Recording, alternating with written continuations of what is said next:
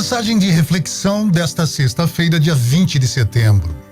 Existe uma diferença entre o que o outro faz e o que você permite. E eu vou explicar o que eu quero dizer com essa frase de hoje. Às vezes a gente se pega pensando, é comum para todos nós, por que fulano agiu assim comigo? Ou pensa assim, por que eu deixei isso acontecer na minha vida? E aí vem aquela sensação, e uma sensação muito estranha, né? De como se as coisas tivessem fugido do nosso controle. Mas sabe de uma coisa? Pelo menos é a minha reflexão, é o que eu penso a respeito, gostaria que você também fizesse a sua. Existe uma diferença enorme entre o que o outro faz e o que você permite. No fundo, a responsabilidade por como nos afetam é nossa, é só nossa. A forma como reagimos, o quanto deixamos isso invadir o nosso espaço, diz mais sobre nós do que sobre as outras pessoas. Se uma pessoa te ofendeu e se você se calou, por exemplo, evidentemente que ela vai continuar te ofendendo.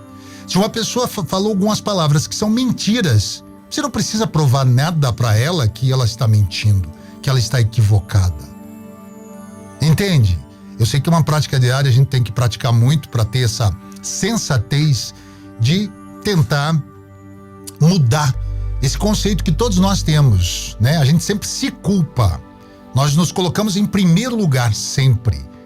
E até nas culpas, nos erros, a gente se culpa, a gente se condena a partir da visão da outra pessoa. As pessoas, cada um de nós, agem de acordo com as suas crenças, as suas vivências, as suas experiências, os seus traumas. E muitas vezes, isso não significa que está certo, mas mostra um comportamento alheio que é parte da equação. Essa equação se faz com duas ou mais pessoas. Numa família, por exemplo, nem todo mundo concorda com tudo. Aliás, não concordam com tudo, né? Ninguém concorda com o outro, em um ponto ou outro vai haver divergências. E é preciso conviver com isso, aparar essas arestas. A outra parte é a nossa capacidade de estabelecer limites. E limite, não quero dizer com isso que você tem que ser duro com o outro, ser distante, não tá nem aí. É sobre respeitar. Respeito. Respeitar a opinião do outro. Pelo menos tentar se colocar no lugar do outro. Por que essa pessoa age dessa forma? É ter empatia. Meu pai me ensinou muito sobre empatia. De se colocar no lugar do outro e entender, ou tentar entender por que ele age daquela forma. Porque é desrespeitoso às vezes, porque a pessoa é agressiva muitas vezes. É sobre saber até onde vai o seu bem-estar e onde começa o abuso, a falta de consideração, desrespeito.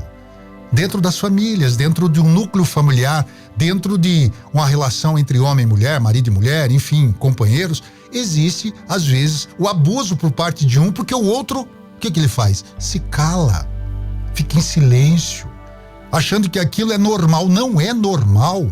Tudo que me incomoda não é normal. Tudo que te incomoda não é normal. É preciso achar o equilíbrio, encontrar ali um denominador comum entre ambos.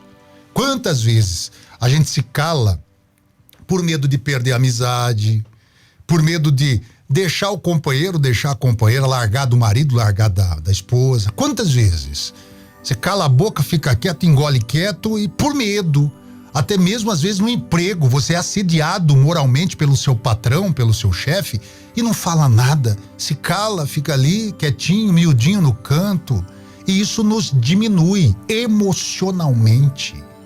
E aí a gente deixa que o outro avance, passe dos limites. Só que o silêncio, muitas vezes, ele não resolve. O silêncio, muitas vezes, adia a dor. Em algumas situações, a gente tem que ficar em silêncio.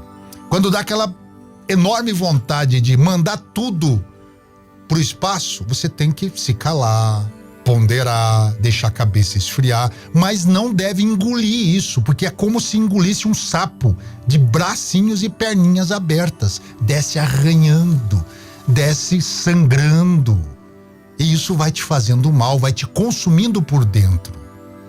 Entende? Quando você deixa alguém ultrapassar os limites, o que você está fazendo na verdade é dando poder a outra pessoa para definir como você deve se sentir. E isso não é justo. Porque no final das contas, quem mais sofre com isso é quem aceita passivamente aquilo que a outra pessoa promove. Se a pessoa não está do meu agrado, tem que tentar encontrar um denominador comum. Se não dá certo, infelizmente, não é uma pessoa para estar ao seu lado. E isso vale para qualquer tipo de relação, tá? Não é marido e mulher apenas, companheiros de vida. Não. Isso é para tudo. No trabalho, se você não está bem no trabalho, por que eu vou insistir num trabalho que está me fazendo mal? Que está me causando desgaste? Que está me dando úlceras? Que está me dando problemas estomacais? Que está me estressando? Que faz eu perder o sono à noite? Isso não é justo com você. Então, eu sei que não dá para largar o emprego do dia para a noite, procura outra forma de se habilitar, se capacitar para desempenhar outra função em outra empresa, sozinho, enfim. A vida não é fácil para ninguém. A gente tem que encontrar meios, soluções e fazer escolhas. Aprender a dizer não, gente, é libertador. E para muitas pessoas não é fácil. Eu tenho uma facilidade tão grande de dizer não, que assim, quem me conhece sabe muito bem, não. E o não meu não é aquele, não. Não, o meu não é não. Podemos ir? Não. Pronto. Resolvi o meu problema está resolvido. Talvez a pessoa se sinta incomodada, chateada, fui grosso, mas é a forma que eu encontro de botar um ponto final em algo que eu não quero. Não é uma vírgula, não é uma reticências. Quando você está escrevendo textos, tem várias técnicas que você usa na língua portuguesa de colocar uma vírgula, reticências, e dá a entender que você quer, mas não quer, e não dá para ficar em cima do muro em muitas situações. Não tem como na vida. Então o meu não é não, ponto final. Não. Se é possível, se a pessoa tenta me convencer, ao contrário, com argumento, eu sou uma pessoa muito do argumento. Não adianta só falar, esbravejar, carinha de choro, ou carinha triste, carinha alegre. Não, isso não me convence.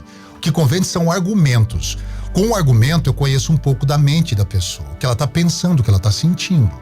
É dessa forma que eu ajo. É claro que eu não quero que você haja igual eu, né? E nem acho que é perfeito, não sou perfeito, muito longe disso. Mas o não é libertador. Dá aquela insegurança, aquele medo, né? De às vezes parecer egoísta e falar não. Mas dizer não, gente, quando algo nos machuca, quando alguma coisa te incomoda, é ato de amor próprio, é autopreservação. Quero preservar a minha saúde mental, a minha paz. Então não fico naquela. Nós estamos vivendo agora a época da política, né? Eu conheço muita gente, até por conta da profissão que eu exerço, tal, né? Estou há muitos anos aqui em Botucatu e conheço muita gente, muitos candidatos. E quando um deles vem me pedir o voto, eu já tenho minha opinião formada. E quando um desses candidatos, a vereador principalmente, vem me pedir, e são vários, são mais de 100, quase 150 candidatos aqui em Botucatu, vem me pedir o voto, eu sinceramente olho no olho dele e falo, eu já tenho meu candidato, tá bom? Boa sorte na sua campanha. Não tem nada de errado você fazer isso. Pior do que eu ficar prometendo voto para 100 pessoas, dessas 140, pelo menos umas 100 eu conheço. E aí? Quem fica mal na história? Eu, porque eu não consegui dizer não. Tem que aprender a dizer não. Quando você quer algo, você fala sim. Quando você não quer algo, você diz não. Foi assim que eu aprendi. Quando você estabelece esse limite até onde o outro pode ir, você ensina todo mundo a te respeitar. Uma mulher que é assediada, por exemplo, se ela se cala, se ela permite, alguém tenta beijá-la à força, por exemplo, se ela fica quieta, passiva, e o indivíduo ali vai lá e beija ela sem o consentimento dela, e ela fica na retaguarda ali, só na defensiva, o que ela está dizendo a essa pessoa? Que ele pode. Ao mesmo passo, se ela não, categórica, olhando no olho do indivíduo e fala, não, você está passando do limite, você está me assediando. A mesma coisa vale para o patrão, a mesma coisa vale para o cônjuge, a mesma coisa vale para um filho, para os pais. Não é porque o pai tem todo o poder, mas tem pai que é abusador. E aí tem que falar não. E não, gente, mais uma vez eu insisto, é libertador.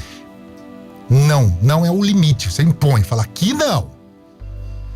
E não tem nada mais bonito do que falar não quando você se respeita.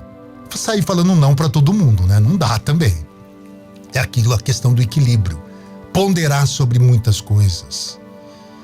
Quando você se respeita, a outra pessoa, os outros, aprendem também que precisa te respeitar também. Então, da próxima vez que alguém fizer algo que te fere, que te machuca, pergunte para você mesmo até onde isso foi por escolha do outro ou até onde eu posso permitir. É escolha. Se você se permite, ok, sinta as dores, fique mal, estômago embrulhado, não durma à noite. Mas se você não aceita, é só falar não. E não assim, com essa tonalidade. Não. Não é não. Acho que não. Não tem acho que não. É não ou é sim. Não tem, porque o não e o sim, o aprovar ou desaprovar, só tem duas opções. Não e sim. Ou aprova ou desaprova. É simples assim. Então não pode gerar dúvida na outra pessoa. Né? Os linguistas falam que você tem que ser categórico nas suas respostas quando estiver conversando com alguém. O poder de mudar essa dinâmica, de não aceitar passivamente aquilo que te machuca, está em suas mãos. Nas mãos de cada um de nós. Sei que cada um age de um jeito, mas é preciso aprender. Isso é um aprendizado que a gente tem que fazer e um exercício diário de olhar para aquilo que te incomoda e falar não. E aí, você define aquilo que é bom para você e aquilo que é ruim para você. Evita muitos problemas, enormes problemas. Existe uma diferença entre o que o outro faz e o que você permite. Reflita sobre isso.